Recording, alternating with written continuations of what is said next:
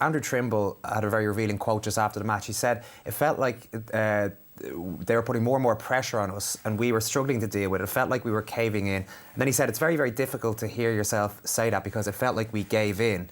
They eventually just squeezed us into submission. It's very striking to hear an Irish rugby player saying that the team was squeezed into submission and that actually they gave in, which was taken to mean gave up. And I listened back to the clip a couple of times and that certainly seemed to be the sense that we were getting from what Trimble said. Is that what you got when you watched it back?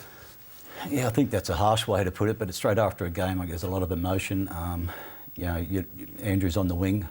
He's looking at a scrum that's, struggling. And how do you contribute from the wing in a scrum? And so there's probably a lot of despondency in the room afterwards. And it was one of the worst dressing rooms I've been in, actually. And to have that experience, I've never been through that experience in a game when a scrum and other elements of the game just got on top of you.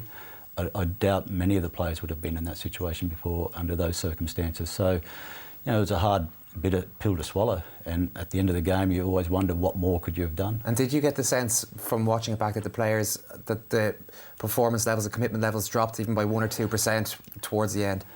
I would never say that their commitment level dropped. I would say that the confidence dropped. Trying to search for a way to actually get around the challenges that were in front of them. They certainly had a will, but we just couldn't find a way to get some parity at the set piece. You look at the conditions on the day. I think there was 30 errors in the game, which resulted in 22 scrums, which invited that element into the game.